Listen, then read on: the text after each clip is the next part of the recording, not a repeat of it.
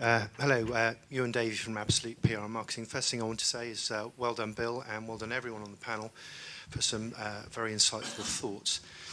We have 320 people from businesses in this room across the southwest. Just an observation and a question. Might there not be an opportunity, maybe not at this year's event, but at next year's event, to have an open letter to government that we could all sign behind one key point or a number of points? And my question to the panel would be, if there were one thing, and we've said today we need to have a unified voice, if there were one question to government that would be beneficial to the region, what would that be? So let's take an answer from each of you, but it's one thing. So Jeffrey, we'll start with you. One thing? Well, I'm on a digital levering technology panel, so I'm going to have to say we have got to have practical implementation of the universal obligation to provide superfast broadband. That's one thing. That means proper investment in it. Stuart. I'd turn it back actually from government to those of us in this room. You mention an event next year. I think for it to make sense for us to have a third event, it's got to be that there is a groundswell from all of us that says this is something we really want to engage with, really want to take forward.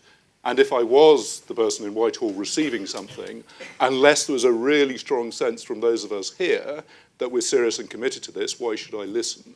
So my one thing is actually for all of us to commit strongly with the messages we send and share amongst ourselves with our political leaders, local authority leaders and so forth, to say this is something we really want to take forward.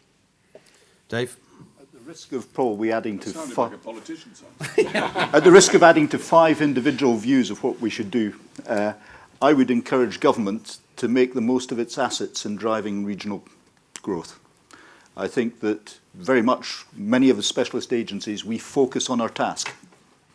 And that's where we spend all our money and our investment. If we want to use those assets to drive some regional growth, then we've got to have some freedom about where we direct some of our own investments. Great. Anne, one thing?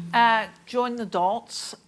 It's a source of frustration for me that I always express to ministers how, on one hand, you can have a strategy like the industrial strategy, and then you can actually demonstrate how you are delivering and meeting it, and yet it is just turned into, often by ministers, something that is just about major urban centres. So join the dots of strategy to specifics of what is actually happening in particular locations. Sorry, Anne. Toby? I'll try and be quick. Yeah. So essentially, technologies are so specific now. There are so many, such a wide range of technologies, and you need specialists. Now, when you're trying to recruit specialists, you need to be able to access them for the widest possible talent pool available. And there's no point in saying, oh, we'll train them up. Well, if you said that 8 years ago, then they'd probably be ready next year. But realistically, we need to be able to, if we're going to be able to grow this industry and this sector by using skills and technologies in very specialist areas to really create the most cutting-edge businesses, we need access to the largest talent pool possible. And therefore, we should stay in the single market and retain freedom of movement of people. Just a little one there.